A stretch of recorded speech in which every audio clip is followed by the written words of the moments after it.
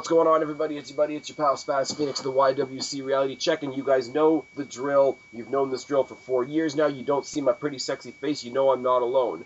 Not only returning, but back by popular demand, it would seem. We got another preview for another pay-per-view, so I have brought back Mr. OKayFabe. Connor, how you doing, bud? I'm good. Popular by demand. So how many people were requesting this popular demand of me I returning think with the you? immediate video that we did for SummerSlam got 4 or 5 like instant comments that were like, "You guys should do this every month." And I'm like, Connor's busier than I am. I'll see what I can do."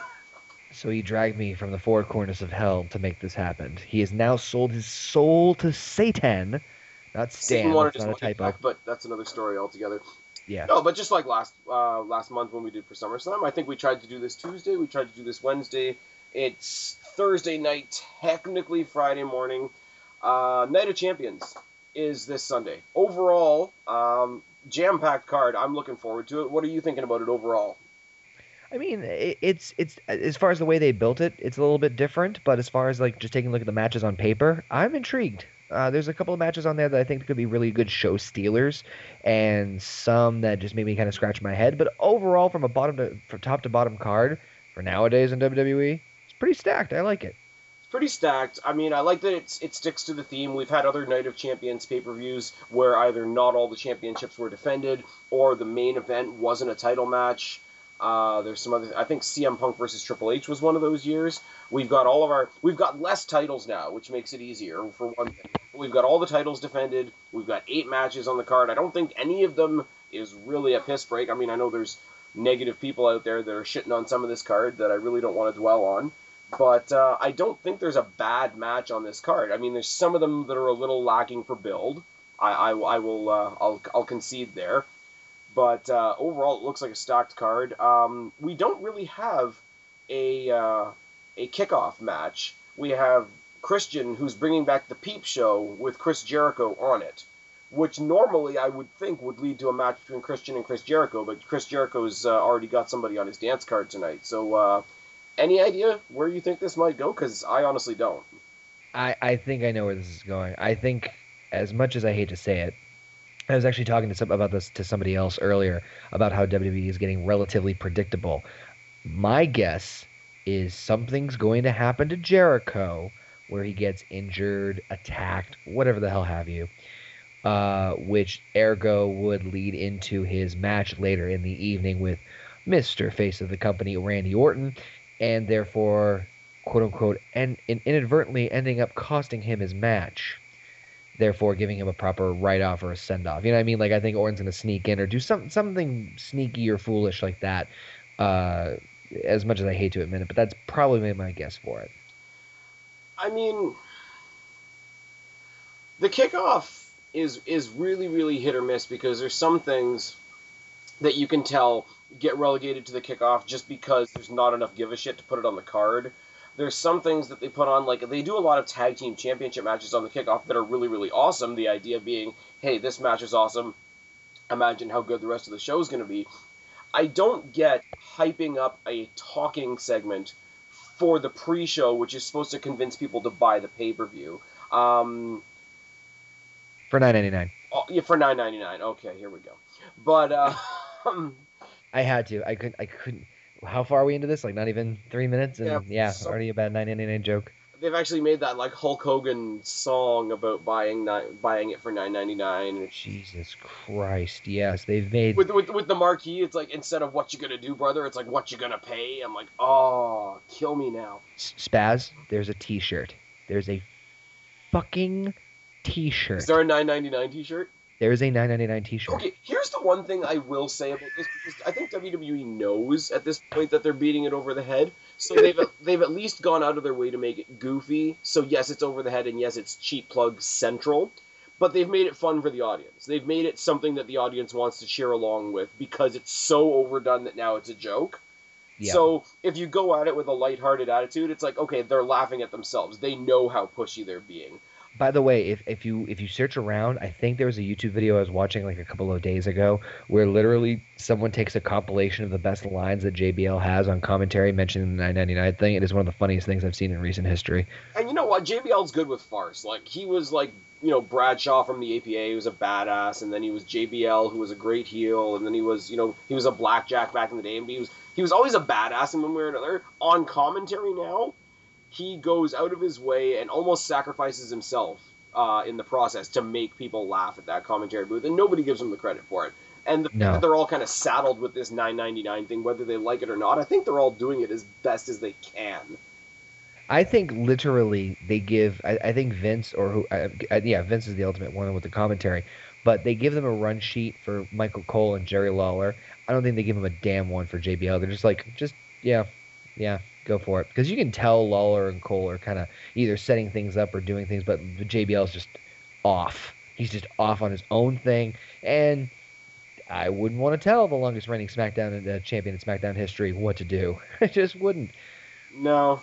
And it's funny because if you think about the commentary table, and like what I think is really funny and what a lot of other people really complain about is the lame stuff from JBL, and on the other side, the quote unquote lame stuff that you get from Jerry the King Lawler, which is kind of bad every now and then. But I think what gets lost in the shuffle is Michael Cole is such a good straight man in the middle Yeah. that he makes that combination.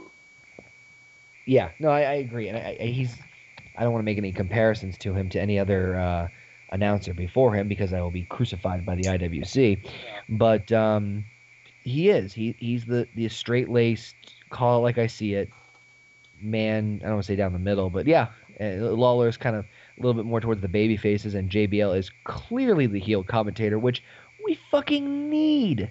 We've needed this for so long, and I'm glad it's back. Because normally you get the guy that's calling it exactly as it is, and the heel. You don't like the Right. idea of having an over-the-top face commentator makes it interesting, right? But Michael Cole, he's got a little bit of a success story going because we all remember heel Michael Cole a couple years ago, leading to that horrible WrestleMania match.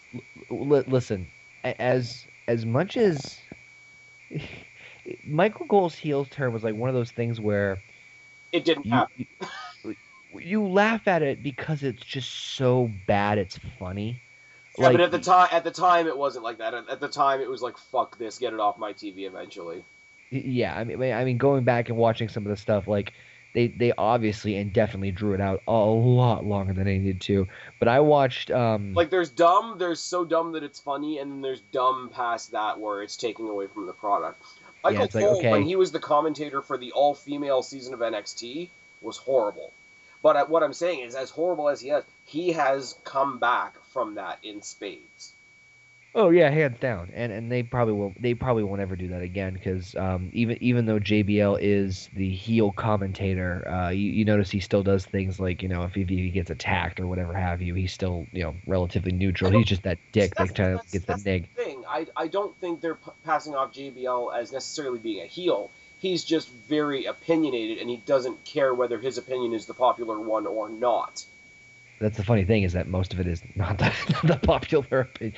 I swear to God, every time Bo Dallas is on TV, I listen intently for JBL because he just takes it so damn seriously. It's just it's like when they introduced El Torito. It's like, how can you pull the tail off a bull? Yeah, it's just such preposterous, and it's fantastic. And I feel like that's something that was missing for a while because as much as I love Cole and Lawler. Or I should say, as much as I as much as I enjoy Cole and Lawler kind of doing their thing, they're more or less, and I do say this, more or less the same in terms of their opinions and views on something. Granted, Cole's more of the fact straight down the middle, but he does tend to side obviously more with the baby faces, as he should. You don't have that other color commentator to kind of basically pull, have the tension and the go back and forth. I think there's two reasons for that. A is, maybe it's way too late in the day, but Jerry the King Lawler finally grew up a little bit. And B, I don't think they could have Jerry the King Lawler as the heel commentator anymore after his live on-air heart attack. Yeah, exactly. Yeah. But no, the commentators are great, and that spawned from a conversation about the Peep Show. I think It's weird with Christian not being active and the rumors being that he's just going to retire quietly.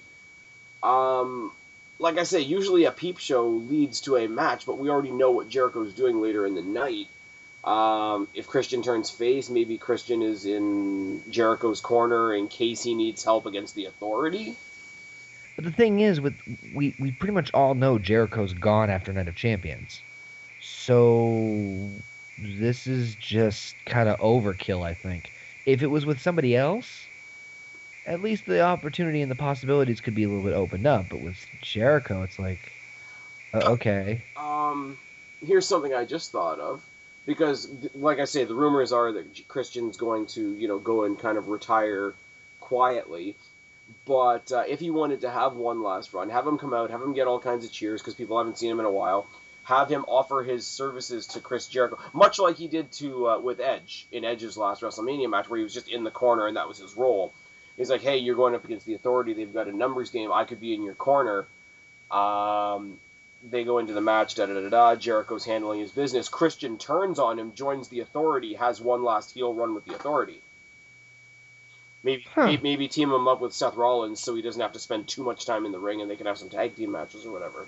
It would seem a little random. I mean, granted, I get where Rollins you're going. Joining the Authority was random. What's that? I think Rollins joining the Authority was random. I think it was just like, oh, we don't have Batista anymore. What can we do now? True. We have Batista straight out of the dryer with a little more hair. Hey Kane, can you do me a favor and just take off that mask? But oh here, but wear a suit and just do what we say. Oh, you know what though? Put it back on, and then we'll just take it off again. Yeah, you just put the suit back. Yeah, you're good. You're fine. Let's see. Like with Kane right now, they've got one like Jannetty of a tag team that nobody really cares about and is kind of slowly becoming irrelevant. So if Kane wants to take a break, Christian could fill that role. True. Because I'm sorry, Brothers of Destruction and Team of Edge and Christian, Christian is the Kane of that situation. Yes, he is. As much respect as I have for Christian and as happy as I am for him that he got his run in TNA where he actually got to be a legit world champion for a little bit. Oh, yeah. Yeah, I remember that now. Yeah. Back when TNA wasn't, dying. A slow, painful, gurgling death. Well, someone just put a Spike TV. Come here, just put a bullet on it. Hey! You heard what big major superstar just went to TNA, right? Yes, I did. Brodus Clay. Stop the fucking presses. But see, the only thing I will say about this, and our mutual good friend STEPHIE Sunshine and I were talking about this the other day, and I said it off the cuff, it must be a pretty slow day for wrestling news if Brodus Clay going to TNA is the biggest news. But the only thing I will give this, and I don't know what they're doing with him because I haven't read any spoilers or whatnot. Do you remember when Brodus Clay was with Alberto Del Rio and he was like the badass bodyguard type guy, and then they hyped him up to be returning as that big badass monster, and then they brought out the Craposaurus instead? Yes. Now, if they had actually done that monster run, who knows what Brodus Clay might have been able to do? Because he's not horrible in the ring. If they let him be that in TNA, it could be something at least mildly worth watching. Well, FYI, that was more or less a last-minute decision. He said in an interview that they pretty much were going to give him the monster run when with the hype promos. That was clearly what the hype promos were about. But at the very last minute, it was changed to, I think it was like the last week or two, it was changed to the Funkasaurus, yeah. Did they say why? I'm trying to remember the interview he said, but I think it was something along the lines of they felt like they had too many evil big monster heels, and they wanted to, quote, change it up. And lo and behold, guess whose idea it was at the end of the day? It was Vince's. But see, we have a lot of big guys, and we have a lot of powerful guys, but we don't have a big, powerful guy like Brodus Clay. We have a lot of jacked guys, like we have Batista. Yeah.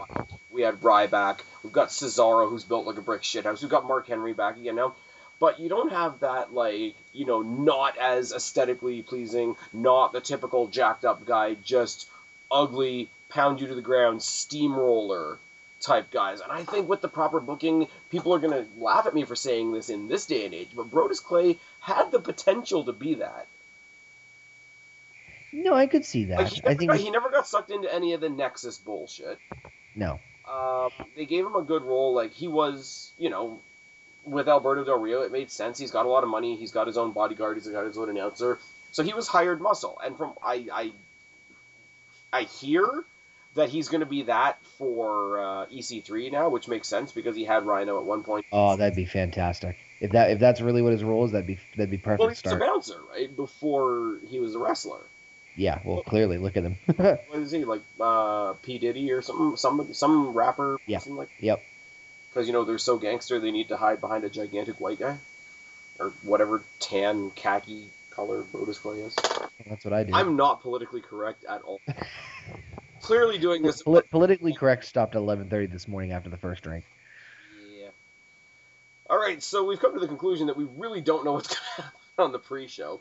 No. I want to throw this up. That's what we gathered from this offhand conversation. By the way, there's a pay-per-view coming up. It's called Night of Champions. We haven't talked about a single fucking match yet. That's just to keep you guys. We've talked about the interview segment that we're going to get on the pre-show. We've talked about Brodus Clay going to TNA and commentators. We have barely touched this thing.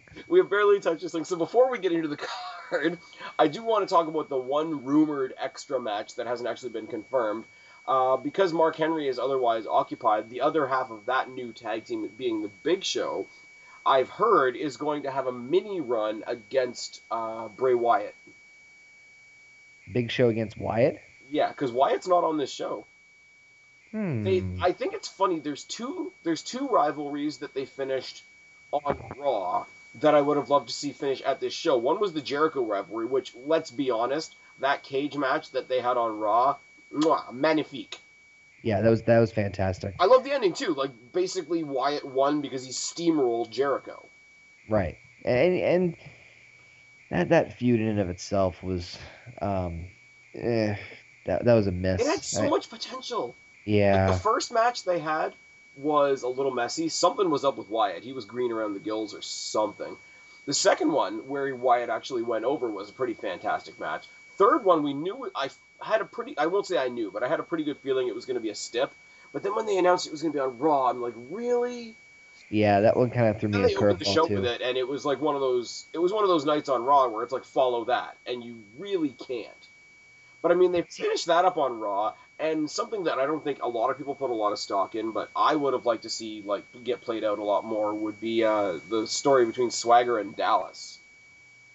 That thing can go on for a while too. And the Jericho Wyatt, why not do the cage at Night of Champions? Fuck it. Yeah. Okay. Orton doesn't have an opponent, so. Yeah, we'll get to that one in a second, but I think the Dallas and Swagger feud, it lends credence to what I'm going to talk about right now, is the Mark Henry and Rusev feud, because they're still doing the America versus Russia thing, but I think they're showing a little bit of, I don't want to be cliche because I'm in Canada and whatever, and I don't want to speak for the American public, but but like, there's, and I don't really know how to explain it properly, but it's like we're really playing up on the whole national pride thing. So you want to believe that all the Americans, at least in that regard, are like standing shoulder to shoulder. So somewhere in the back, at some point, you get this idea that Swagger and Mark Henry were shoulder to shoulder, and almost that like fellow warrior type idea. It's like, well, my fellow warrior fell. It's my turn to step up to the plate, and that's basically what Mark Henry has done. But this whole American motivation to get rid of the Russian intruder, to first of all unify two stars that really don't have anything to do with each other, and second of all to have that motivation be mocked by Bo Dallas, you could almost turn this is almost a Teddy Long tag team match in the making. The funny thing is that as cliched as this feud is, and essentially we're more or less swapping out Swagger with Henry in this rivalry to a degree, I said this on my channel for a while, that I like feuds like this because they're very simple, they're very easy, and they're relatively just easy to follow. You don't need a whole lot of backstory. It's, hey, he's Russian, he's American, he's saying shit about America. Boom, there's Well, your see, rivalry. well, and I'm going to disagree with you there, though. I think the insertion of Mark Henry takes a bit of that cliche edge off of it because, yeah, it obviously made sense for Rusev to go against Jack Swagger because he's the patriot character. But him Right. being out and bringing in somebody else proves that, like, no, it's not just pissing off that guy because he's the patriot character. This is pissing off Americans. Oh no, no, I'm not saying. Let me rephrase that. You're right. I probably should have worded that a little bit better. It's not the cliched America versus Russia in that aspect of, oh, you're American, so therefore I am hating you. It's a bit different edge to it, true, but at the end of the day, when you boil it down, it's still the patriotic rivalry of USA versus foreign country, and that's what some people are. I've read are like, ah, it's It's USA versus Russia thing all over again. I disagree. I think it's more enjoyable that way because it's something that you can kind of relatively understand. And I do like the fact that Mark Henry's out because it's not just switching it out. it's upping the ante. And Right, and it's gonna do nothing but good things for Rusev. No, but my only point is I like the fact that with it starting with Jack Swagger, it was a little more cliche for him yes, to do it because he just stepped into this role because he's the Patriot. Like he might as well put Del Wilkes masks on for lack of a better term. which I'm not complaining about. But no, but I think it gives more realism to the problem that is Rusev, that a regular, ordinary, everyday American that's not making his money and his name off of being the Patriot Right. has seen where Swagger has fallen, seen where his fellow American has fallen against this enemy, and he's picked up the flag literally. And I think that adds a new dynamic to it. And like I say, even Bo Dallas and Jack Swagger's feud lends credence to the Rusev Mark Henry feud because Bo Dallas's whole MO is mocking Swagger's failure against Rusev and how Jack Swagger let down America. I think those two feuds happening separately but being how do you want to say this, like spawned off each other Right, is which great is because it something you lends very rarely see nowadays. it's that very realistic, hey, you can have more than one thing going on at once in your life. Right. You can have more than one enemy at once. You can have Yep. more than one ally at once. And Yep. it's very good. And I'm looking for ultimately Mark Henry to pound Rusev to show some gumption and squeak out a victory on this one. Yeah, I'm essentially looking for the Swagger Rusev formula from the first time they fought in this one, where essentially you see Henry. I actually would not be surprised if we saw a Rusev DQ win. Yeah, I Where can see where Mark Henry getting so emotionally invested, especially with the Olympic angle they've gone with too, which I've really been enjoying. Yep. I can see Mark Henry getting too invested in the match and getting himself disqualified. I can also see these guys going 2 months later and captaining teams at Survivor Series. See, that's something else too. That's something I missed too, where we actually like had teams at Survivor Series that really meant something. Like, okay, this is a match that we should care about rather than just being at random. I mean, hell, I'd even take the, oh, each one of you can run Raw for a week shtick because I thought that was Right? entertaining. But that's, Choose each other's opponents and yada yeah, yada. that's Okay, a whole other video. so And but let's take an aside for a second. Typical 5-on-5 Survivor Series match: Team Henry versus Team Rusev. Who you got? so I'd probably throw Sheamus and Cesaro in the mix if they're still working on it. I'd probably throw Swagger in there too. So we'll assume that all the rivalries that are going into the Night of Champions would be the same, just to make it easier. Yeah. I would do Mark Henry, Sheamus, probably. Yeah, what if we're just doing the one 5-on-5? Yeah. So I do Mark Henry, Sheamus, Usos, and Ziggler against their counterparts. So it would be Cesaro, Rusev, the Dust Brothers, and Miz. Okay. Not to be racist, but here's what I would do. I would have Rusev and whatever other non-Americans are heels at that time, because it would really just be Team Rusev. I would create dissension on the other side because I would have the team start off with Henry, Swagger, and John Cena, because God willing he's not fighting for the title at that point. and I would have the team of Gold and Stardust push themselves onto the team thinking they deserve to be there because they're the sons of the American Dream. Interesting. Don't ask me what would happen in the midst of all that, but just absolute utter racism the entire time. Oh, for sure.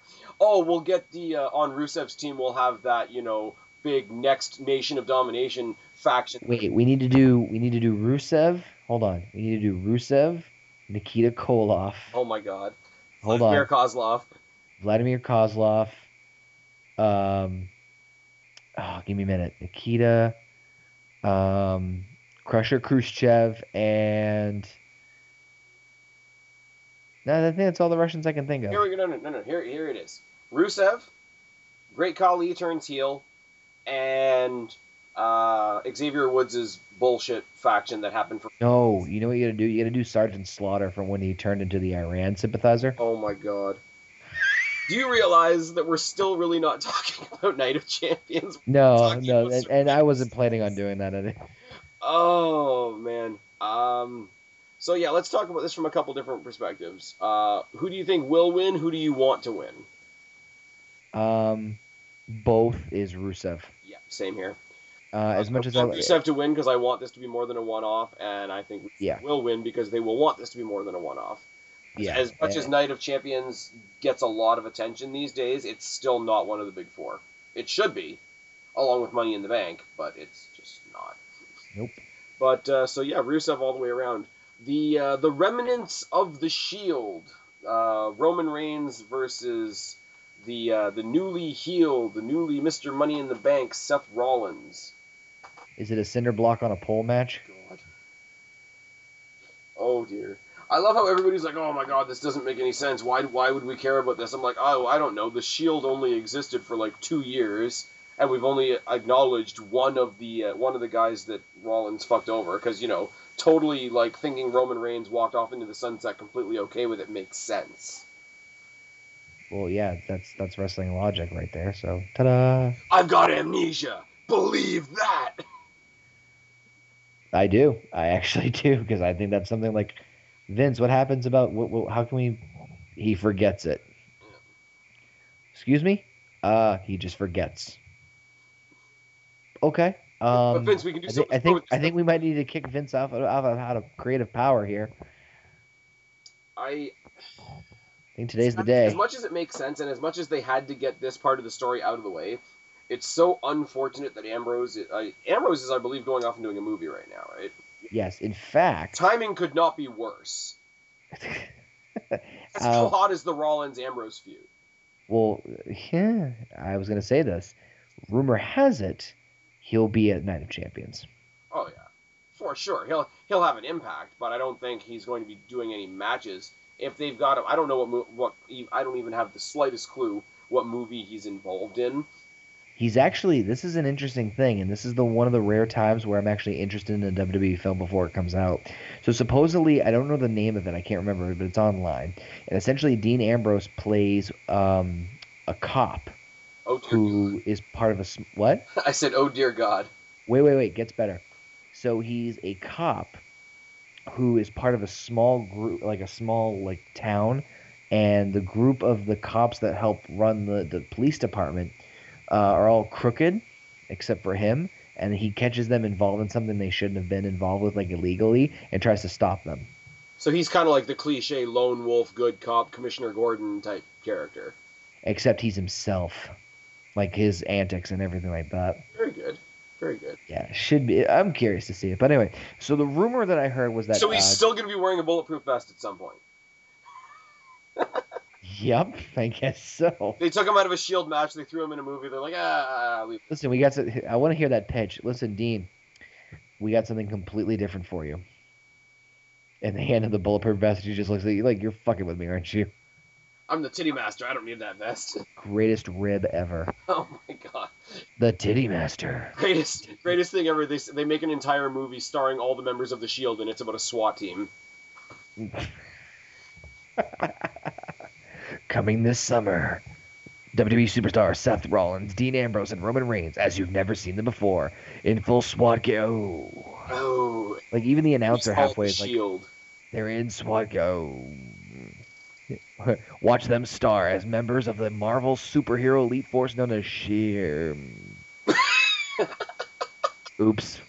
It's so good, it's bad. It's so. I think honestly, and this is where it's kind of shitty because unlike most people, I'm not willing to relegate Roman Reigns as oh my god, he's getting this bullshit John Cena push, rah, rah, rah. Because I do think this is genuinely going to be a good match. Because as far as the breakup of the Shield, this is character-wise, this is the more intriguing match. Because of the Shield, these guys were the tag team. Right. And every tag team has to have that one, Animal versus Hawk, Jeff versus Matt, Edge versus Christian. You have to have that. And I mean, Ambrose Rollins is clearly going to be the better match. I mean, I'm not an idiot. Yeah, But and I Roman think they're Reigns gonna. is better than most people give him credit for, and this match is going to be a lot better than people will give it credit for. I see. See, here's an interesting thing too, because if you look at it, it'll be interesting to see what happens if either of these two lose, because they've been on such a huge momentum lately. Reigns has been interjected in the title picture at Money in the Bank. He was in a well-profiled match with Orton at SummerSlam, so he's been on a roll. And obviously, so has Rollins, pretty much dominating the whole him with Ambrose I think feud. the whole element of them both being on top is a bit skewed because Reigns getting close to the title picture could change as soon as his momentum changes. Like if he loses a match that's been hyped up as much as this, that will hurt his momentum more. Seth Rollins could lose this match, but his key to being at the top is the briefcase, which as far as I know is not on the line. So No. storyline logic wise, Seth Rollins could afford to lose, but I want the Seth Rollins win. And considering that Dean's probably going to be there, I wouldn't be surprised if he does. Because the rumor has it that they're going to cap their feud next month. I want to know how far they're going to drag this out before, because here's the other thing too, and here's what I was thinking as well. It's like, how do you solve this? Because you got two guys that are mad at him. So do they stick Rollins with some random partner that was never in the Shield? Do they have a 2-on-1 match at some point, or do they have a triple threat match at some point? But then it's like, why would Reigns fight Ambrose? Get it to the point where they're both so mad at Seth Rollins that they want to be the one to put the nail in his coffin, and Roman and Ambrose start arguing amongst themselves as who has more of a right to put an end to. And then finally do the triple threat that we all want to see. The triple threat match that should have happened at WrestleMania. I can see that. It was all good, and I'm an old school. I'm an Attitude Era wrestling fan. It was great to see the New Age Outlaws for what they did and everything, and given the titles a little bit of shine before they handed them off. All good, nostalgia, all good. Kane coming out looking like Al Bundy, I could have done without, but we should have had that triple threat match. They were trying to write a good thing too long. I mean, the WrestleMania the year before they came out, they had a strong showing as a team. You should have had the disintegration of that team at WrestleMania. Yeah, maybe I think maybe they were just trying to make SummerSlam more important, ish. Yeah, I mean, which it still is. I mean, even I don't want to sound like I'm going negative, but even if SummerSlam is shit, SummerSlam it still has that mini WrestleMania feel. Like WrestleMania, even if it's shit. On the night, WrestleMania is still WrestleMania. So I felt like SummerSlam was lacking that feel for a long time, and this past year, nailed it. Oh yeah, for sure. The one that's really losing luster right now is Survivor Series, and you can I can say that because last year Steffi Sunshine and I were there. Where was it? In Boston. Oh, that's right. Yeah, duh. Certain things draw me to the States, like awesome friends and wrestling, and that weekend also happened to be a tattoo. But then you should next time you come to Boston, let me know so we can all get together.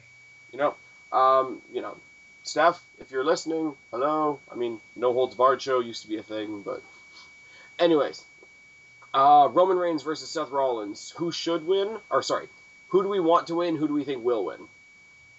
Roman on both. Really? I think Seth, because I think if Roman gets a dominant victory over Seth, that'll be the end of the feud, and I don't want it to be. This is another one like Henry and Rusev that I want to see it play out, and I really want like a super devious. I don't think it will play out. That's the only reason. I think this is just a one cap bullet. Really? As much as I wanted to, I think this is just gonna be a one-shot deal. It would be cool if like I know they do this on SmackDown and people usually don't like it, and it's Teddy Long syndrome, da da da da. I would love to have something just in this case where Ambrose runs in and like starts beating on Seth Rollins, and Triple H or somebody for the hell of it decide to restart it as a triple threat match like on the spot. I would love to see just Dean like completely fucking snap and just take out everyone. Yeah. The thing is, I want to see Ambrose versus Reigns at some point, but I don't want either one of them to be heel. So it's like a bad math equation that I can't really figure out. It's like, okay, it's like when you try to put those two parts of the magnets that just won't touch. Yeah, and they keep flipping around on you. Yep. So you're taking Reigns on both. I'm taking Rollins on both. I think Seth Rollins will win, and that's who I want to win. If we thought about it ahead of time, I would have started writing these down. And it's not that I don't want. I mean, the only reason I don't want Rollins to win is because I'm still thinking in the back of my mind about when he's cashing in, and that I know that once he cashes in, he's going to be untouchable for a while. I'm sorry, there's no way that Rollins is going to cash in as long as Lesnar has the title. That will look. Oh no, I'm not saying he's going to cash in that night. Can you? Yeah, but I don't think. Okay, spoiler alert. I don't think Cena's winning tonight or on Sunday. No, I don't either. I think Seth Rollins versus Brock Lesnar is laughable, and that's not because I don't respect Seth Rollins. I really, really do. But Jesus Christ. That's like Arnold Schwarzenegger versus a toothpick. It's just not. It's if not. you break the toothpick in half and shave it down a little. Yeah, it's just just really bad, like reverse Caitlyn hair. It's like I'm just trying to think of another comparison they could do. That's really bad and really tacky. I got one, but it's crossing a line. I'm just going to keep my mouth shut. Well, on WWE 2K14 the other day, I did play a match that was Justin Gabriel versus Yokozuna. If that's a thing. What? It was a tag team match. It was randomized because I was in the universe mode, and it was Justin Gabriel and Kofi Kingston versus Yokozuna and Batista. Why is that a thing? Because I'm awesome with random. Did Yokozuna sit on anyone? Yokozuna accidentally clotheslined Batista and then pinned Justin Gabriel. How did he pin him? Because I'm afraid to ask. Well, the corner sit-down thing. Okay, because I'm afraid, because I was just thinking about that with Yokozuna sitting down on either one of those two. I'm just afraid that they would just get sucked up into his. I was gonna say, like, if Yokozuna actually sat on Justin Gabriel, Yokozuna would just from then on in have a very unfortunate African tail. Justin would know exactly what Yokozuna ate for lunch that night. He could, but here's the thing though. If Yokozuna had been with The Rock before the match, having dinner and whatnot, then at that point, Justin Gabriel would definitely smell what The Rock was cooking. And he's related to Roman Reigns, which ties right back into the segment we're talking. See, I can find a way to do it. Got there in the end. Also, in wrestling video game mode, I'm the one that put together the awesome tag team of Dance Dance Revolution, Fandango and R-Truth. I don't have anything to say to that. I nothing positive nor negative. I'm picturing it in my head, and I'm bleeding a little bit, but I don't know if that's a good thing. Well, there's also the big guys, which is Ryback and NWO Scott Steiner. For some reason, I have way too much time on my hands. But anyways, back to the paper. No, wait. I need to go back to this. For some reason, I don't picture either of those two ever making it to the ring. They're just always in the rooms checking out their muscles against each other. No, Scott Steiner is just cutting wicked promos, and Ryback is taking notes. I can't picture that without smirking a lot. There was a random tag team that I did a while ago, and I'm trying to remember for the life of me what it was. Oh, now I remember, because this tag team makes complete freaking sense. It was the tag team of, are you ready for this? Mm-hmm. The Undertaker and Winnie the Pooh. So Deadly Shits. I wanted to call it the Oh Bother. Oh my god. but O as in oh, like Paul Bearer. Yeah. He got stuck in the honey tree and couldn't make it out. Yep. You know what? This is going to go down a really, really bad innuendo road if we don't stop right now. I know. There's also on my game. There's also the awesome ones, which is the Miz and some guy named Spaz Phoenix. Let me guess. They have every championship, including the Divas. No, actually, I don't have. My own character doesn't have any belts in the game. I don't think I ever have. Really? You didn't go the Triple H route? Oh, okay. Left my shovel at home. It's fine. My name is Darth Barius. There's this Sunday called Night of Champions, and because of that, we're going to talk about the very last non-title match, which is, I think, from the sounds of it, there's 3 reasons this match is happening. I'm talking about Chris Jericho versus Randy Orton, obviously. Either this match is just happening to happen to get them both on the card. This match is happening so that Chris Jericho can have a win on his way out that won't really damage anybody. Or it's happening so that Randy Orton and the Authority can absolutely obliterate Chris Jericho, explaining why he's out again. I'm going to go with the latter. I would like it. I would like the Chris Jericho run to just end with Randy Orton's a big guy in the WWE. Jericho got a victory. Everybody's happy. He'll be back in a while. Like, I know that's not very, like, that's not a very big, like, story arc. That's not a big climax, but, like, Jericho lays down for everybody. Yeah. Like, I would love to just see him get a nice, clean win over somebody on his way out, and he's already, like, I listen to his podcast, like, almost religiously. He's great on it. And well, he's, I don't know if you've heard this week, but this week his guests are the Hardy Boys, so you know I'm listening to that twice. But no, he said, like, right at the beginning of the podcast, he's like, so I'm doing this with Fozzy, and I'm doing this with Raw, this will be SmackDown, this will be the pay-per-view, and then I'm gone for a while, because I'm doing Fozzy and da-da-da-da, but this is not my last run, so come see me sing until you see me wrestle again. Like, that type of thing. What I would love to see is Randy Orton attack Chris Jericho doing a Fozzy autograph signing where he just punts him in the head. And set up a comeback? Yes. I could see that. Because we don't see stuff like that anymore. I could see something happening in the match where Jericho gets pissed, and we see, like, old school heel Y2J. He does something that takes out Orton. We don't see either one of them for a while. And then we do one of these, hey, there was this piece of random video footage dropped off at Titan Towers earlier, and we're going to see it right after the break. And then you see Fozzy, like, performing on stage, and Orton, who hasn't been seen in a while, takes out Jericho. And starts singing. No, just takes him out, like, gives him, like, the RKO on, like, a speaker box or something like that. Like, at some big concert. Like, big... Yeah, but he's such a dick that he takes the microphone and continues to try to sing the concert as the lead singer of Fozzy. Yeah. Or just, like, not necessarily an RKO or a punt, but, like, something to do with the face specifically. And just drop the mic, like, try to finish your concert now or something like that. Something to that effect. Hey, folks, I think it would be a pretty good, like, outside-the-box publicity. It would, but it would be kind of fun in a while. It would be kind of funny, like, hey, folks, we know you paid hard-earned money to come see Fozzy live, but we're going to cut the concert in half the amount of time and not issue any refunds because we needed to film this angle. No, you would have to do it at a show where Fozzy was not the headliner, obviously. And you would do it, like, at the end of his set. Oh... Fine, I guess we could do that. No, because to your logic, if they were the headliners and that's how the show ended, it's like, oh, we paid to come see this gigantic WWE commercial. Because that's basically what it would amount to, right? I wouldn't put it past them to try that. Yeah, I think... Well, it's not as bad as using an entire WrestleMania to advertise the next year's WrestleMania at the expense of The Miz, but...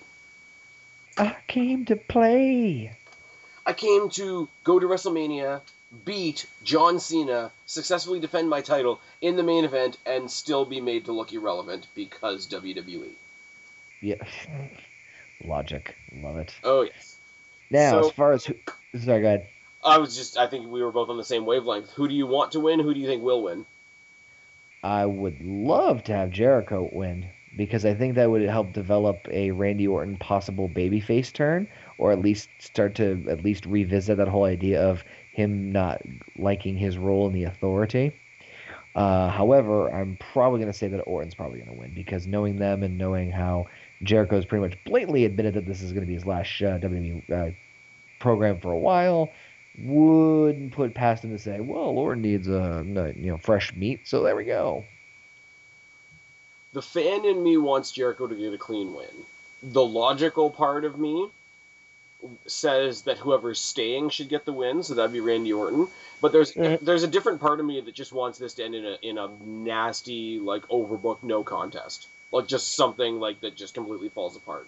If we get the Roman Rollins match out of the way first, and then the Authority starts jumping Chris Jericho, Reigns jumps in, the Authority jumps in, and it's too much of a schmoz to decide a winner. I would almost like to see something like that. Like there's a part of me that doesn't want there to be a winner to this match, so Jericho has something to come back to. That'd be nice. Although they very rarely do that nowadays, but that would be nice. Or you can do like the CM Punk rivalry where it's like, hey, I'm mad at you for shit that happened 3 years ago that we're going to pull up now because it's convenient. Alright, talking about a title match that doesn't really have too much hype behind it, but I'm presuming it's going to be a good match in general. United States Championship, Sheamus versus Cesaro. I feel like this is going to be the sleeper match that people will not think much of, but it's going to end up being one of the best like in-ring matches of the whole card. And then comes the deafening silence. Yes. No, I'm with you because people here on YouTube know that I feel about Sheamus about the same as I feel about Cena. But I think this is a good pairing, and I think this is a pairing that have fought a lot before. WWE knows that it's a rivalry that we're into, because Sheamus, much like John Cena, can have a good match if he's fighting somebody that can pull him to a good match. Cesaro can definitely do that. Cesaro can also switch up his game to the Sheamus brawling style and put on a really good brawl. Now, as long as Sheamus doesn't try to wrestle Cesaro, we will have a good match. It's very, like, we've talked a lot about cliches in this video, but it's the cliche, two bulls running into each other, who hits harder, who's going to stand up faster type of idea. And I think at this point they have to do something with Cesaro. He either has to walk away with the title or he has to do something to Sheamus. Yeah, I agree. And just to point out too, once again we get the lovely concoction of we have a Irishman as the United States champion fighting a Swissman for the United States championship. Well, if you listen to the boys over on Fool's Paradise, they think the next U.S. champion is going to be Rusev, which... Oh, God, talk about cheap heat. I just want Lana to put up a picture of, like, Putin with, like, a photoshopped United States championship around his waist. But you know what they should do is they should take a giant Russian Red Hook sticker and just put it right on the front of the title. Ooh, a la Lance Storm in WCW. Yep, exactly. I see what you did there. Mm-hmm. I don't think they could get away with it now. I think we're living in the time now where, like, Jericho got slammed for kicking a flag, so outright covering up a U.S. flag with a Russian flag. Oh no, not a U.S. flag, but just the title. Yes, but the title is a flag. It's not. Okay, another thing. I'll go to the video game for a reference. If you play the 2K14, you have the WCW US title and the WWE US title. The WWE US title is basically an entirely stylized flag. The WCW title was a belt, like what do you call it? An award proper championship that happened to have a flag in the middle. The U.S. Championship, because of its design, is pretty much a flag you wear around your waist. Now, I'm not saying I would personally have a problem with it. Storyline-wise, I think it would be fantastic. But it's one of those things that people that want to bitch will bitch. And WWE being so image-driven and, like, made for kids and yada, yada, yada, I don't think they would have the balls to do it in this day and age. Damn shame. See it, because, like you say, it's the easiest thing in the world. It's something we can all relate to, whether you're American or not. We're in whatever country, somebody from outside is knocking us. It's about as simple as you can get, and it's something as simple as putting a sticker over it. Like, you remember talking about Lance Storm in ECW when he made the Saskatchewan Hardcore Championship. And it was just, and they were all like ridiculous stickers put over the title belts, and that's it. And people back then had balls and admitted when things were funny. Like I say, it's a fantastic idea. I don't even, at this point, because of the heat, I don't even think they're going to give him the belt, let alone let him do anything to it.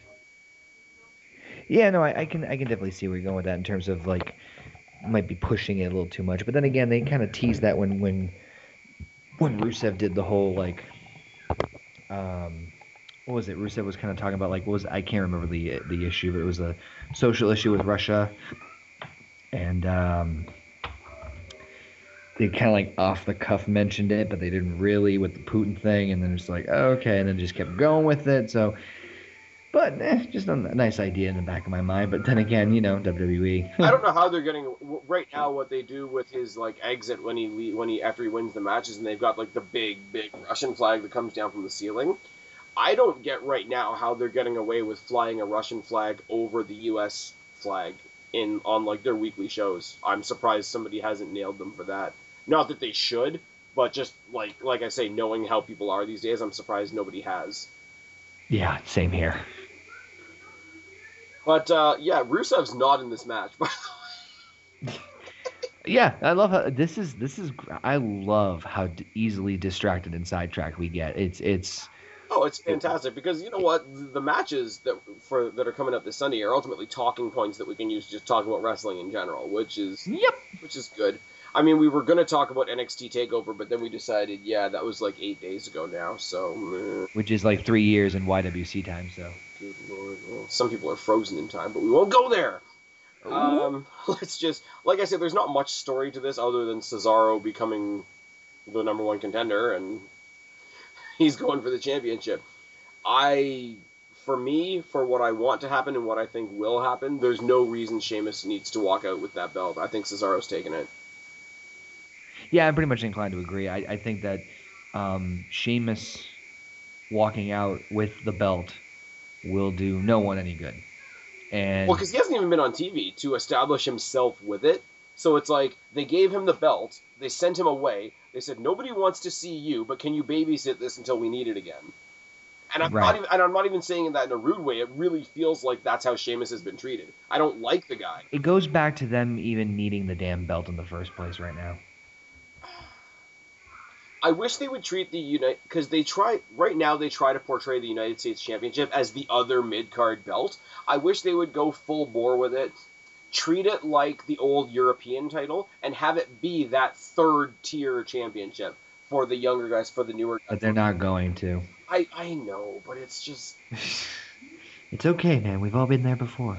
But the goofballs, like Adam Rose and Fandango could fight over the U.S. title if they identified it as... Yeah, but then people are going to shit on that and just like, oh, well, the U.S. title had such a great lineage, which it does, and it's a no-win situation. Okay, so here's the deal. Take the United States Championship that isn't as well thought of, make it the mid-card title on NXT. Now, that's a good idea. They won't do it, obviously.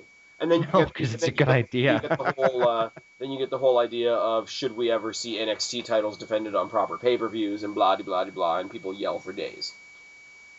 I think at least at WrestleMania they should have an NXT match, if not an NXT title match, on the pay-per-view.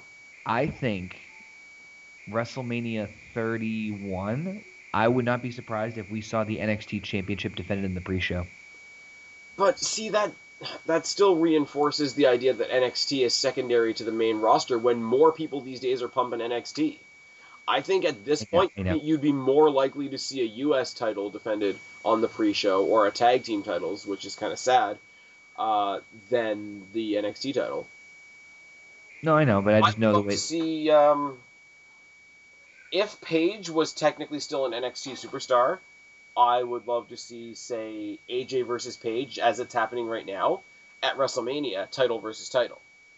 That would be beautiful. Yeah, I would love to see that. But, or, throw Lita in there and bring back the Women's Championship. But make it a bra and panties match, I mean, I'm not complaining. Oh! I think I may need new pants. Anyways, so we've talked about Sheamus, we've talked about Cesaro. There's no reason Cesaro should not walk out with the belt other than shenanigans. Um, the Usos versus the newly heel-turned Gold and Stardust. Yeah, so they turned heel. That's a thing. It is a thing. There's a couple different things going on here. The Stardust character, I think, is fantastic. I call Cody the king of gimmicks. Cody can make anything work, though. That's the thing. Like, a lot of people, when he went from dashing to deranged and he had the clear mask, a lot of people would have made that really spoofy. Yeah, they would have. When he was doing the dashing Cody Rhodes, there's maybe 5 people I can think of, maybe, that could have pulled that off, like, and made people think, hey, that guy is such a stuck-up asshole, rather than, what the fuck is this goofball doing? Yep. Exactly. But I think even still, with Cody Rhodes being as good as he is, when he came out as Stardust, I'm like, oh, he's just going to be like Goldust Jr., and it's going to be sad, but it's not. It's fantastic. Because there's a thing about being bizarre, which is what Goldust is always referred to as. Bizarre, when you're a face, is fun, it's light, it's entertaining, da da da. Bizarre, when you're a heel, can be scary. And I think we're slowly going to see that. We've gone from, right now, they just make everybody uncomfortable, they're weird, they're out of the ordinary. I think we're going to see a point with these two, if they stay a team long enough, where people are going to be legitimately looking over their shoulder, be like, what the fuck are these guys going to do? I mean, every night they go out and fight, you hear JBL, he just says it off the cuff. It's like, what the fuck did Dusty do to these boys?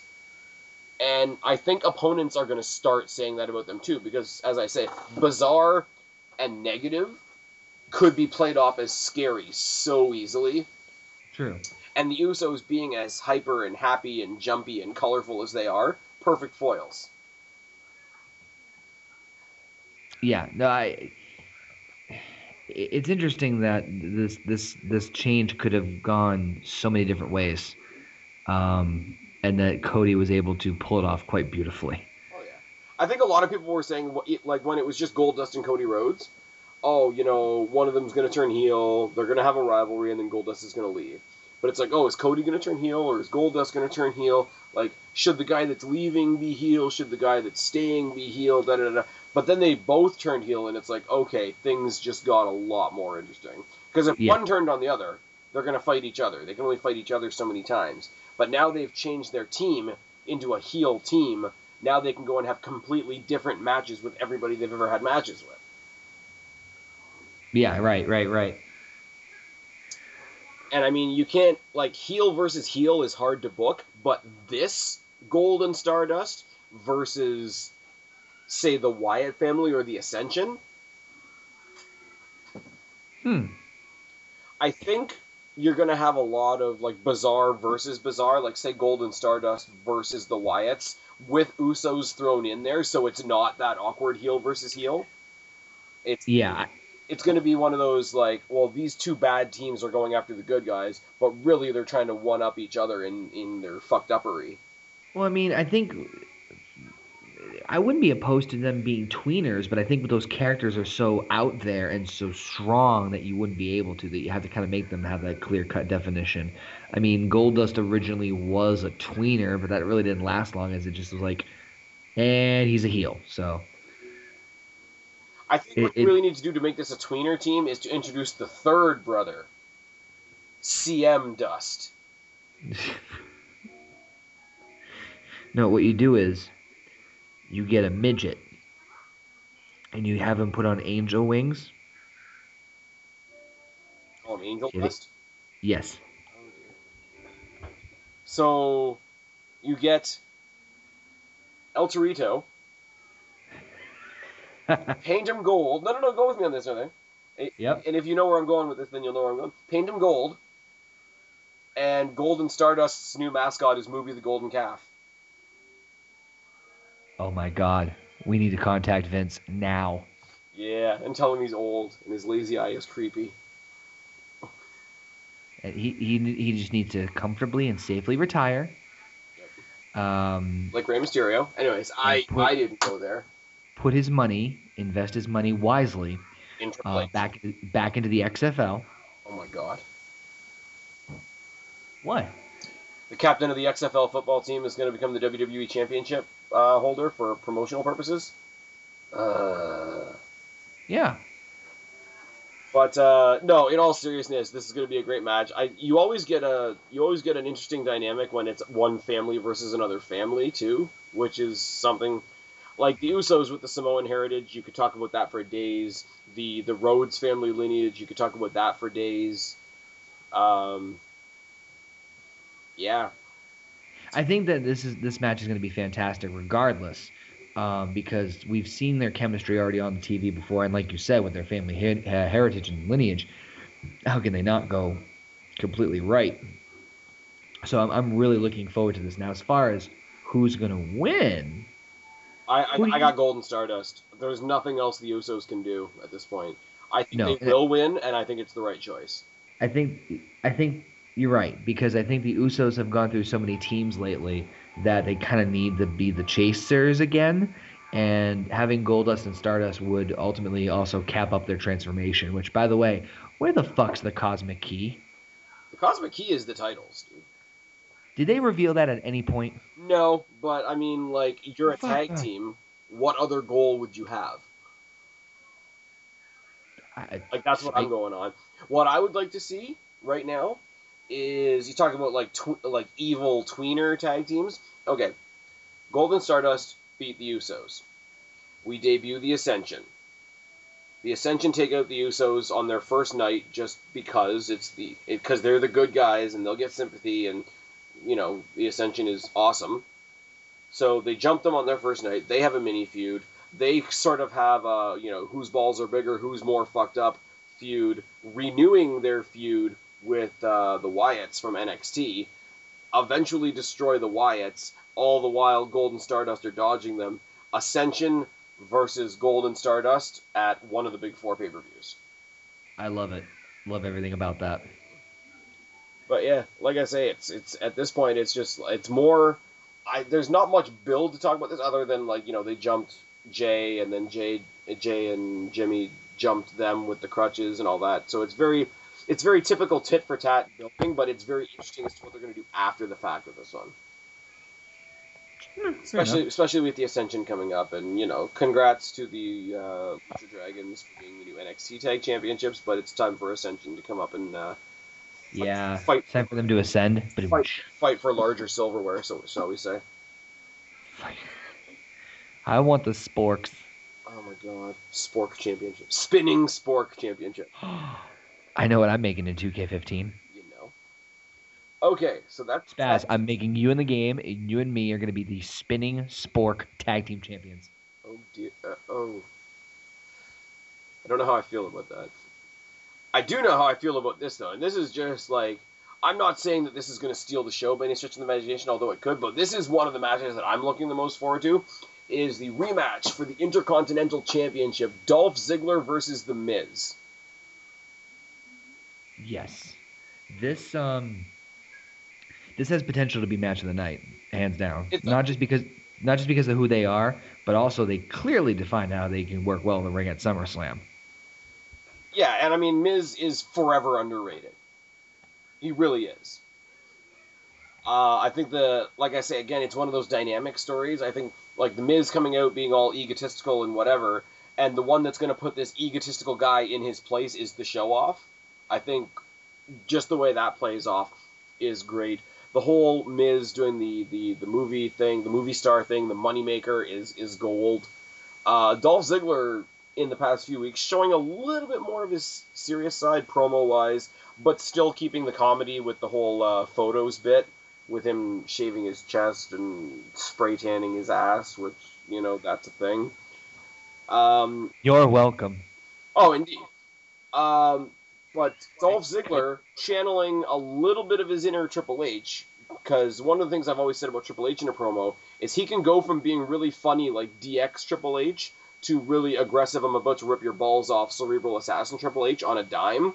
And I think we're slowly seeing that on a dime ability from Ziggler now that he's getting a bit of mic time, which is something that's long overdue. Oh, yeah. And, yeah, I hope this is another one of those long out feuds because, like we were saying earlier, the mid card is just such a desolate wasteland of just constant shuffling. I'd like to see this play out a little bit longer. So personally, and I'm not trying to speed things up here, but personally, I think it would be extremely intriguing if Miz won the belt back. Yes. Now, one of the things I've said before, and this is kind of an interesting debate because people are very on either side of the fence, is title changing hands. Too many So, theories. right.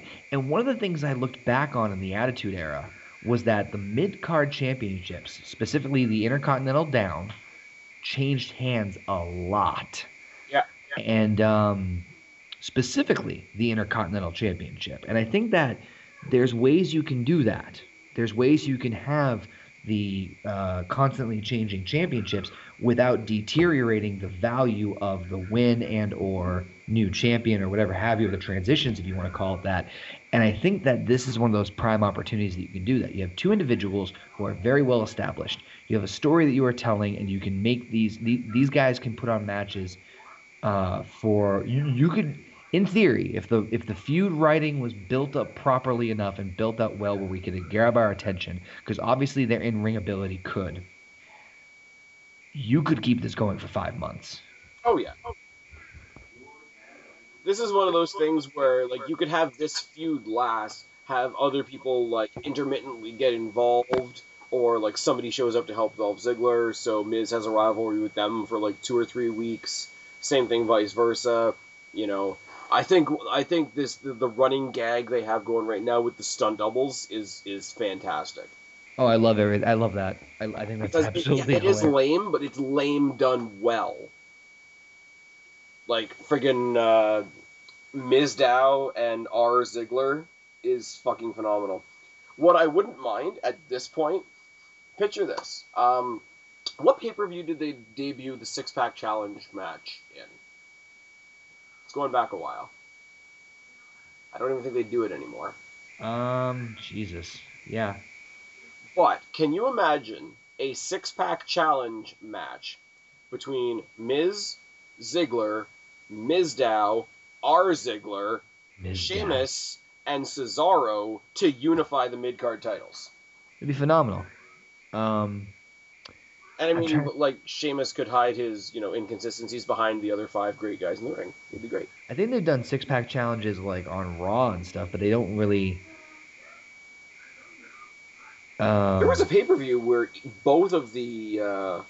Oh, no, sorry. Those were championship scrambles. My mistake.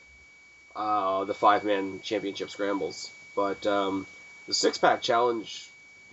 A six-pack challenge, especially to unify the belts, would be great. Because I can see them doing, like, at some point... Like they're joking about, like, Ziggler and R-Truth pulling twin magic. Like, if they actually wanted to play up on that... Because if they could do it where they're dressed the same and they're doing all the same moves and whatever, and it was something like, well, I know you're not Ziggler, and how? how do you know you're not Ziggler? And the referee can't say anything because the obvious answer would be like, well, you're black. And they go to him and they're like, what? Because I'm black, I'm not Ziggler, and they bully the referee into letting like Ziggler. I think that'd be hilarious. I think it would be, because then you would have a situation on Raw where like R-Truth would be defending Ziggler's title against Mizdow, and if Mizdow won, then Miz would be the new champion, or something ridiculous. This is a kind of feud because they're both so fucking arrogant and they're so good at it. This is a feud that's designed to be ridiculous. Yeah, and it can, and like I said, it can go the distance. Oh, yeah, The in-ring ability's already proved that. ridiculous, and still back it up in the ring, which is fantastic. Yeah. Yeah. Like you have Ric Flair versus Ricky Steamboat, for example, and I'm going back a ways now. Fantastic matches. I don't think, like, if they went out and they put out a really bad promo the week before, I don't think anybody's going to care because they still want to see the match. It's like if somebody said to you, next month at another pay-per-view, Jericho's got a couple days free, so we're going to have Jericho go against Seth Rollins, but we don't have time to build a story. Is anybody going to care? Yeah. True. Yeah. No, I hear what you're saying. Anyways, I really don't know who they're going to have win. I'm tossing it up in the air on that one. From a fan perspective, I'd like to see my boy The Miz walk away with it again. How about yourself? Um, this one's tough. I want Miz to win because like I said, it would continue the feud. But I don't know. That's a tough one in terms of who I think will win. I think Ziggler will retain. Yeah. As much as I hate to say it, because I just think WWE is the type where if they're going to put the belt on somebody, they don't want to quickly take it off of them. But I think that's literally my only reason. like because Miz right now is getting a shot at the title because it's his obligatory rematch, right? I think at this point, if Ziggler wins, he goes on to another opponent. Where does that leave the Miz? Because this stunt double stuff that you're doing only really ties into this rivalry. Yeah, I know, and that's the other thing I was kind of wrapping my head around too. Is like, so if Ziggler wins, what the hell does Miz do? And like take that a step further, what the hell does Sandow do from there? Right. And R-Truth goes back to Superstars, and nobody. Yeah. And then everything goes back to normal, and nobody cares. So for the sake of the Miz and his stunt double and R-Truth's career, I'll say the Miz is gonna win. R-Truth has a career. Oh, better than JTG. Oh, wait, they're not the same guy. Oh. Oh, Deluxe Man's gonna be mad at that one. And I wish I had I should have kept a tally board. Watch the shits I don't give. Anyways, oh, they'll just join the New Nation stable. Anyways, so let's talk about other things that aren't happening. Yes. What do we have next? The Divas Championship match: Paige versus Nikki Bella versus AJ Lee. Yep, I already have a long shot feeling what's gonna happen on this one. Bella. Yeah. See. Oh wait! No, not Bella winning. No. No. Bree's gonna screw her. Like right there in the ring. I'd pay. Yeah. I'd get that for $9.99. Yep, you can get a 69 for $9.99. Oh. But with the twins, isn't it like twin magic? But a twin 69 would be like 138. I would love to have it 100. I would like to have a 138 with the Bellas. It's 69 squared. No, I'm gonna have a 138 with B squared. Oh my god. It's too early in the morning to do this type of math. But here's the thing, and here is where I have a theory that is going to piss a lot of people off. Nikki wins. Damn it. Nikki wins because Brie interferes on her behalf. And nobody knows why. Brie then goes to Nikki after the match, telling her that she's not a real champion, that just like everything else in their lives, she had to do the work for her. We spin off. We have Brie versus Nikki for a month or two with the belt, with all the stupidness that goes along with their storyline. Takes the belt out of the Paige AJ situation so they can keep their feud even. Because right now, you have Paige and AJ. Paige beat AJ on Raw, AJ beat Paige on Raw. AJ beat Paige at a pay-per-view, Paige beat AJ at a pay-per-view. And they keep doing that. But, like we said with the Intercontinental Championship, if we keep doing that and keep them as even as they are, eventually it's going to seem like a game of hot potato with the belt. So, take the belt out of the equation for now. Let them stay as even as they possibly can. Have the Bellas feud over the belt for a little bit. They have some ridiculously stupid stipulation match where they take each other out. The, what do you call? The title becomes vacant. Both Bellas are out of the equation because they're both at home separately getting nursed by Bryan and Cena. The remaining divas have a tournament that could end at, say, SummerSlam, or at Survivor Series, or Rumble, or Mania, that sees, oh, wonder of wonders, coincidence of coincidences, the very last blowout match between AJ and Paige is the finals of the tournament that ends in a submission match at a Big Four pay-per-view. That's a lot of detail there. You've thought this through. Well, I'm trying to defend Nikki being thrown into this great feud because I really can't. people are pissed off about the Bella story, and it's silly. And again, it's one of those get over it. It's kind of ridiculous because it's supposed to be. But then they break up the Bella storyline and throw Nikki in with Paige and AJ, and people don't like that either. I look at it the same way as when Bryan and CM Punk were having their series of matches, and for no particular reason, a Wild Kane appeared. Like, this match is going on. Is that a water buffalo? Holy shit! Random, but okay. But yeah, the only reason I can see, the only logic I can see with throwing Nikki in there is so that they can remove the belt from the situation, so that Paige and AJ can stay even. And obviously, they're going to use the belt to enhance the Nikki versus Brie feud that nobody really cares about. And the other reason behind that would obviously be they would use it to give some more clout to Total Divas. Not that I care about that, but I can see them using that mentality. Yeah. And I can see your thought process on that. And I can honestly see WWE doing that. I can definitely see them saying, "Hey, listen, the Bella situation needs the championship."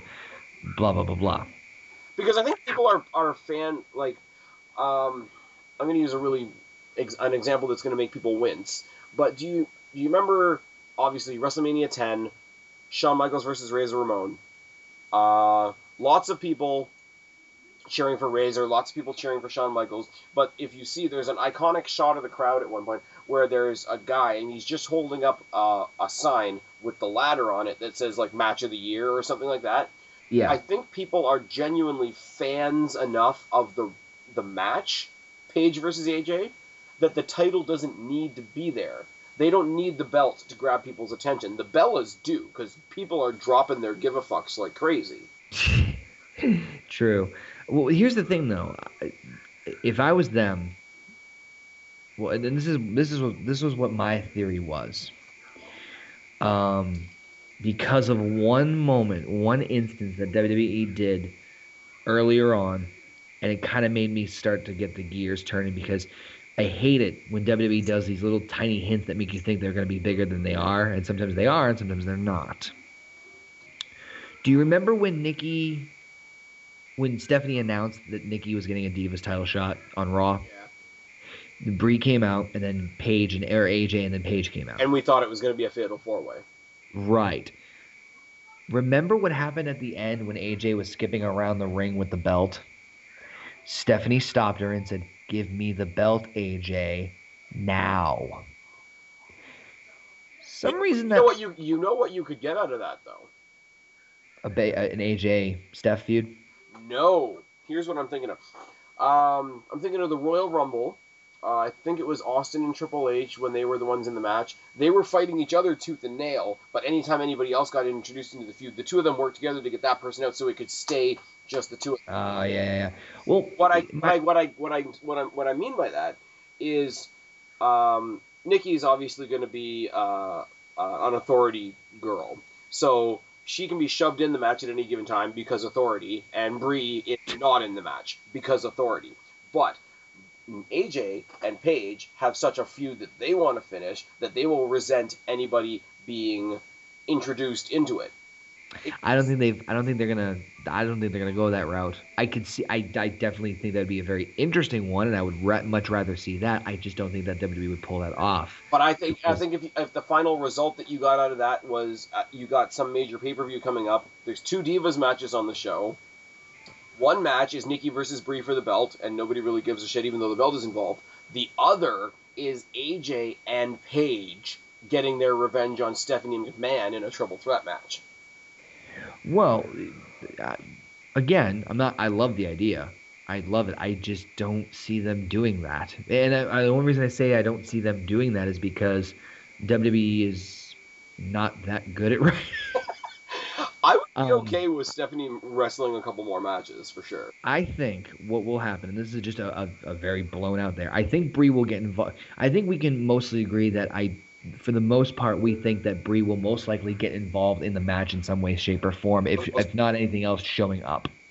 Yeah. What I think would happen, and this is just an opinion, because they have not had the Nikki Brie match yet. So What I think is going to happen is Brie is going to screw Nikki out of the Divas Championship, and AJ will walk out the winner. I think Brie will slap Nikki or do something, but ergo, AJ will pin Nikki to win the championship. That way you have Paige to still say that I lost the title, but I was never defeated, and AJ is the new champion, so you can kind of keep that thing going. And the only reason I say that is because as much as I agree with your statement of the Bellas need the belt to keep the feud interesting, we also have two female rivalries that have momentum going. And I'd like to keep it that way. Even if the Bella Twins isn't as good as the Divas Championship one, it's two storylines devoted to the women. That's a fucking win in my book, at least lately anyway, especially with WWE. But there's a very ignored thing in there. I don't think at this point you can avoid Stephanie McMahon being involved somehow, because you got Paige and AJ over here in one corner. Yep. But the Bella's over here in the other corner. But both Brie Bella and AJ Lee have problems with Stephanie McMahon. I don't think Paige does. I think AJ does. Sorry. And I don't think Paige does. I know AJ does. But that's what I'm saying. Like, one person from each feud has a problem with Stephanie. So Stephanie is ultimately the link that brings the four of them together. Right, and you can use that down the road. I just don't think they're going to do it right now. I think that you'll see either Stephanie manipulate her power. I think Stephanie is going to take a step back from the Bella feud and get more involved in the Diva title feud as things go on. So, as far as her involvement down the road, I don't know, but I just see her. You're right. I think Stephanie will get involved in the ring, in another storyline, in some way, shape, or form down the road, just not immediately. And see, I can see her getting involved with Paige and AJ. Yes. I don't want it to happen, only because in the Nikki and Brie thing, it makes sense in a way, because the Authority have their issues with Daniel Bryan, and Brie is an extension of that. And I mean, Let's be honest, as fans, we look at John Cena as a corporate tool, so of course his wife's going to join the corporation. Exactly. I don't want either AJ or Paige being aligned with the Authority, and if she goes after AJ, then Paige will be to us, even if it's just in a sucking up. Right.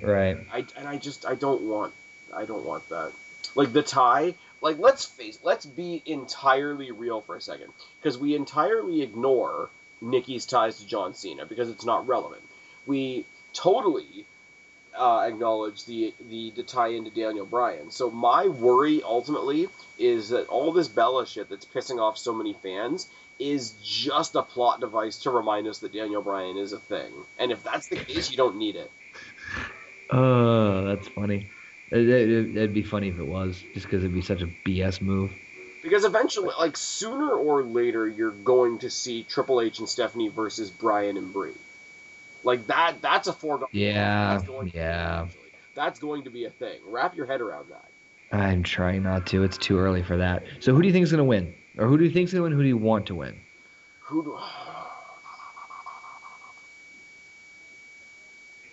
Oh. I think Nikki will win because that gives them so much story writing flexibility. Yeah. Much as I love AJ, I want Paige to win. Paige is awesome, and I think, like, we've seen the full extent of what AJ can do. AJ is, like, the most dynamic diva they have in the WWE right now, and we've seen it from her.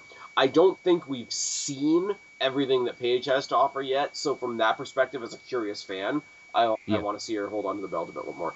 I think we can agree that, well, I think, I'm fairly confident that Paige will not walk out as the champion. I think that we're going to see a new Divas champion one way or the other. As far as who, I'd like to see AJ win it because of my theory, but I ultimately agree with you and think that Nikki is going to win. Yeah. All right, well, we talked the hell out of that one, and we booked the next 6 months of Divas matches. I also think, like, and this is kind of outside the box, I find it really surprising that they haven't given the belt to a total diva yet. Yeah, true. I'm not saying that I want it to happen, but I'm surprised WWE has resisted for so long the easy marketability of one of the people on there. Just give it to Rosa. Oh my god. Oh my god, just why is Rosa a thing? We lost JoJo and gained Rosa. We lost JoJo and got a no-no. Who's doing the talent accounting on that one?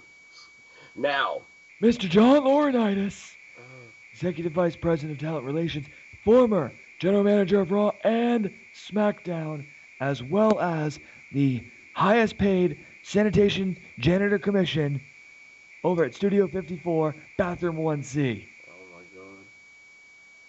And the proponent of people power. People Power, where I help you wash your hands after you piss. The fuck is wrong with you, man? It's a lot. There's a lot. I'm surprised we didn't hang out and talk and hang out more sooner. I'm a twisted fuck. Yeah. Now for the match that apparently makes the entire WWE suck, according to some people, like the Lex Man. Brock Lesnar versus John Cena. We could go on forever about this, so I'll make my notes short and sweet. I want Lesnar to win. Yes. Because he should, for two reasons. One, if Cena were to beat him, Lesnar's loss, his win over Taker at WrestleMania would have been pretty much for jack shit. It's just a fact. Just a fact. Number two, Cena needs to have someone like Brock. He needs to have a mountain he has not and probably will never conquer. Cena cannot be invincible. One of the things I don't like about Cena's character specifically, say what you want about him as a human being, and I respect him as a man, as a person, but his character on camera, in terms of the hustle, loyalty, respect, and constant shoving down our throats, the number one thing that I personally do not like about it the most is the fact that it seems like nothing can bring him down. Ooh, I lost to The Rock at WrestleMania. Oh, guess what? Next year, you won it back and then some, which everybody fucking saw coming a mile away. So, we need to put someone in his way. He didn't lose the title to The Rock. He just lost to The Rock. I know, but that's my point. Is that, they treat it like a big loss. Yeah. He just won it back ×2 the next year. Yep. He needs to have something on his checklist he hasn't done yet. He needs to have a goal to go for. But he already doesn't have that because he has beaten Brock Lesnar. But he's not beating Brock for the belt. True. Now here's my thing, and here's where I'm a little bit of a selfish prick with this match. Now, I want Brock Lesnar to win because I don't like John Cena. I really don't. People in the YWC that have been ridiculous, overstating the crimes of John Cena and actually forced me to stick up for him to a certain degree, has not changed the fact that I am the guy that 2 years ago produced Cenapocalypse, the top 50 reasons why John Cena is killing professional wrestling. I want like a lethal injection. I want Lesnar to win for all the logical reasons. There's a very small part of me, and this is only because of all the bullcrap that I've put up with in the YWC in the past little while. There's a small part of me that wants John Cena to win. That small part of you needs to die right now. Not because it makes sense for the WWE. Not because I want John Cena to be champion. Not because of any of that. Do you know what I mean by half the entertainment is the show and half the entertainment is the YWC afterwards? Yes. Now, I want you to picture all the people that we know that are a little less optimistic than him. I can see where this is going already. Can you? You want to see the YWC self-implode. Back in the day before he lost his shit, I used to be really semi-good friends with the Lex Man. As much as you can be over YouTube. But when the 18 seconds match happened between Daniel Bryan and Sheamus, I laughed my ass off No, I'm not a Sheamus fan. Yes, I'm a huge Daniel Bryan fan. Yes, that match and the way it was put together was absolute crap in every conceivable way. But I just sat back and I nearly fell out of my chair because I'm like, Alex is watching this, and his boy just got squashed, and I'm going to laugh about it because there's a small explosion happening in Texas right now, and I'm hoping some of it is videotaped. Now, I want you to take that one little bullshit exaggeration from somebody like Delexman and expand it to the entire YWC when they realize that not only has John Cena been booked to beat Brock Lesnar, which is a thing on its own, I think we can agree. Yep. He's also, in beating Brock Lesnar, he's beating the guy that left WWE to prove himself as the UFC champion. He's beating the guy that is the one in 21-1. He's beating the guy that destroyed The Undertaker's streak, one of the most palpable elements that WrestleMania has ever had. Essentially. And he's tying Ric Flair for the most world championships ever held. So essentially, based off of what you've just told me, to sum it up, if John... this is funny. If John Cena wins, he has officially defeated the YWC. Yes. And do I want it to happen? No. But I want to... There's a small part of me... You've seen The Dark Knight, I'm assuming. Of course. Alfred talking to Bruce Wayne. Some people just want to watch the world burn. That's funny. For all the people that throw all kinds of bullshit at me in the YWC, and I'm gonna get off this tangent in a second. I want their tears. I want their screams. I want to bathe in their I want their cries. Their anguish sustains me. I want their bitter, burnt out, smoldering, oh my biased souls. Oh my god, that's too damn funny. But in all seriousness, yes, I hate John Cena. I want Brock Lesnar to destroy him twice on the bounce. Absolutely. I want somebody else to have a shot at it. Spaz, I need you to do I need you to promise something for me. What's that? If John Cena if Cena does win, okay? I want you to do a Night of Champions review, but the beginning of the review is you with a water bottle, but it says YWC Tears, and you're just pouring it into your hand and rubbing it all over yourself, saying, it feels so good. I'm going to do the Ice Bucket Challenge with Preston and Delexman's Tears. Oh, my God. And see, this is funny, because people that know me, and I mean, you've seen whatever you've seen of my stuff on here, yeah. I can't stand John Cena. Oh, yeah. But it's a statement on the YWC that I'm willing to have John Cena conquer everything that I just said, because people in the YWC are more pissed off and more exaggeratory and more out of their fucking gourd than my desire to see John Cena stay away from the title.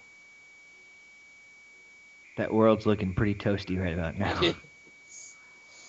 But yeah, I think it's pretty much a clear-cut universal opinion that Lesnar has to win. Yeah, that everybody wants Lesnar to win, and then if Cena wins. However, and I'm just going to throw this part in this out there. So we'll just state this before I go into this part of this little spiel. You and I both agree that Lesnar should and we want to win. Yes.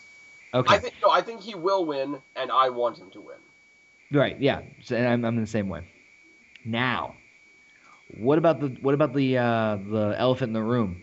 What about the possibility of who cashing in? Yeah. Okay. Now I want to reiterate the points I made earlier.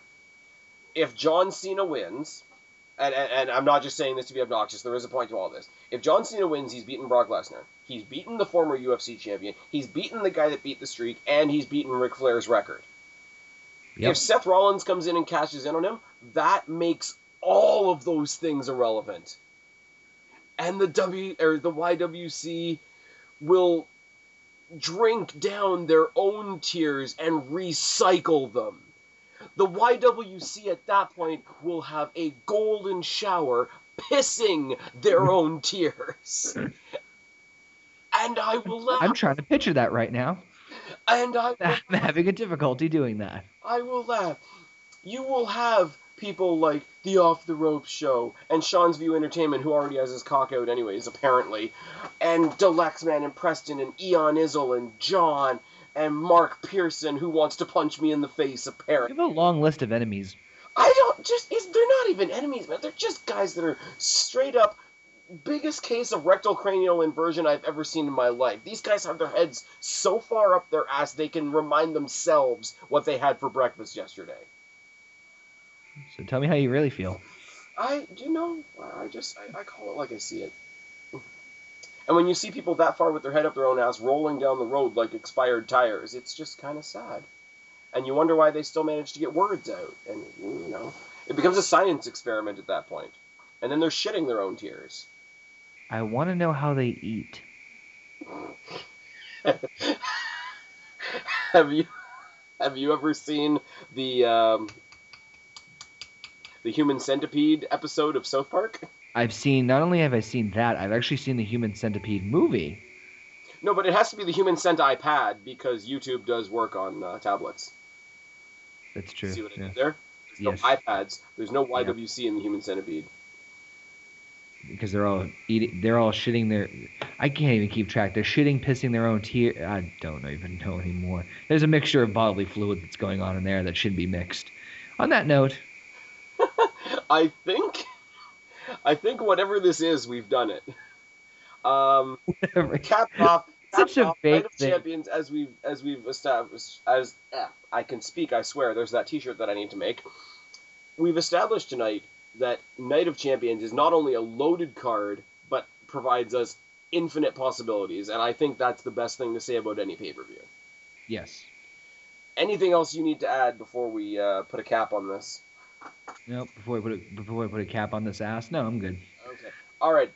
Because I didn't do it at the beginning, tell my my lovely audience here where they can find you.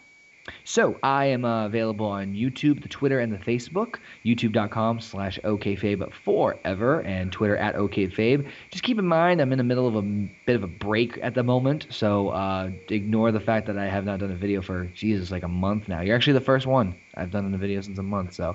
But I will be back, stronger than ever, faster, and not pissing my own tear. I can't even biologically wrap around my head around that. Like we can rebuild OKayFabe. We have the technology. It's just so salty. Ouch. But anyway, what? I can't even do it. I'm trying to physically picture this and I'm just getting more questions than answers and I can't. I can't do it. Although, you know what's funny? That image in my head just keeps their hands free so they can still upload videos, but that anyway. Yeah. Well, they're having a sad little circle jerk, so maybe one hand available. Anyways, so I implore all my viewers, check out Connor. He puts out good shit. He's a lot funnier than I even try to be, as you can tell from this video. Oh, stop it! You're the one who gave me the biology lesson this evening. Oh my goodness. Anyways, like I say, I've brought Connor back for you guys by popular demand. I hope this continues to be a popular thing. I'm going to try and make this a monthly thing. So if you want me back, you know how to do it. Just leave a comment below. If you guys like what we're doing, say it in the comment section. But all of that being said, OKayFabe, thank you for joining me. Thank you. Spaz, your YWC reality check. Subscribe up there, talk down there, start a conversation. Keep all these conversations going. Tell us what you are looking forward to at Night of Champions. Tell us what you're bitching about for Night of Champions if you feel like it. Don't be a stranger. We will talk to all of you later, but for right now, we are tagging out. Later, guys. Bye. Don't piss your tears.